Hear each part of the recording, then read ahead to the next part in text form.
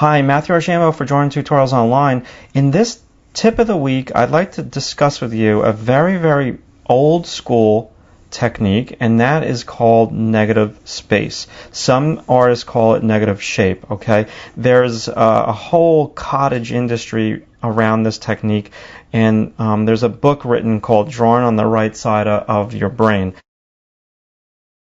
I think that negative space is a good technique to sometimes incorporate into your drawings, and there are some downfalls to negative shape / negative space, and they are stiffness. Okay, so sometimes when you focus on negative space, your drawings could tend to get like a little bit stiff. Now, there's ways of combating that, and one way to combat that is to always kind of start your drawing with, a gesture line, and then immediately you've got like motion in your drawings.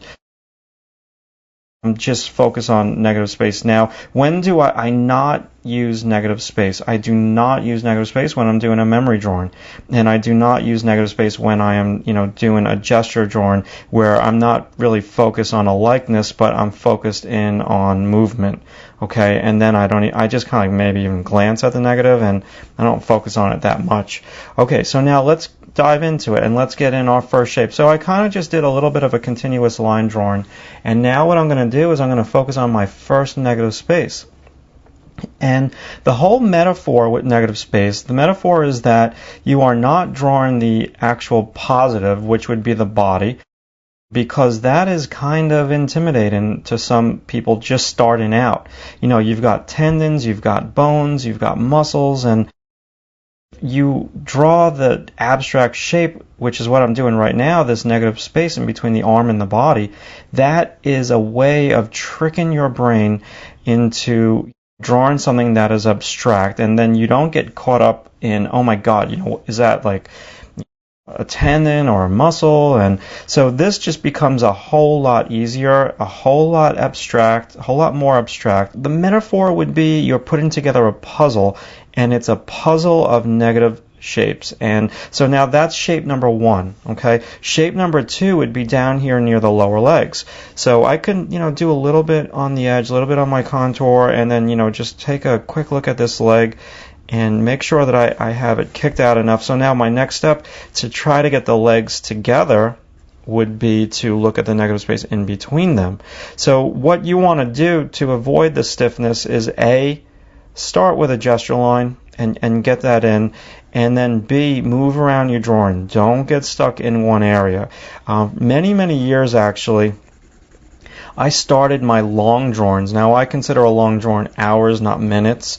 I would do like a long drawing that maybe was a day. I would start the whole drawing with this negative space, and then I'd move like a little bit over here, and I'd get that ribbon. Like I would kind of spiral out from the first negative space that I put in, and then I would just do a very slow measuring what's right across from that negative space, what's right below from that negative space. And that's how I'd put together the puzzle of my drawings. Now, that's great when you're doing long stuff, but again, let me reiterate that it can lead to doing some seriously stiff drawings. The negative space thing totally applies, for many different subjects. So if you're drawing, say, a still life, and your still life has flowers in it, and you look at the flowers and you're like, oh gosh, how am I going to do these flowers? This is crazy. There's all the petals, and then there's the see-through aspect of the petals. Well, maybe the first thing I would do is I would draw the air around the petals on each flower in that still life, and that would be a whole lot less intimidating because again, you're dealing with abstract. So I've got negative space number one, and now I've got negative space number two, and there are two closed negative spaces. You can create open negative spaces by just pulling a line straight down. So we've got an open negative space over here. Okay, we've got an open negative space, say, from her wrist down, and now I'm creating another open negative space. And now let's create a closed negative space so we can get in where we think that wrist is. If I pull a line straight up from the wrist, it's a little bit more to the left of her shoulder. And so that would tell me that I need to make her arm longer. So negative space used in tandem with measuring is a kind of, very practical, non-sexy way of getting a likeness. Now, I'm looking at the thickness of the wrist, and I've got in my third closed negative space. And then I can do the measuring thing, what's right across from that space. I know that one's going to be like a little bit lower. So in closing, what you want to also look for when you're doing detail in a drawing, look at how there's all that beautiful negative space in between the strands of her hair. You know, that's all closed negative space. And so I can also look at an open negative space, the distance between her eyelash and her wrist. Or, you know, the back of her hand, that's an open negative space. And I would be looking at all those negatives to try to get the likeness of her face. This negative space, the metaphor in between all the different strands of her hair, you know, let's say you're drawing a tree and you're grouping the leaves together.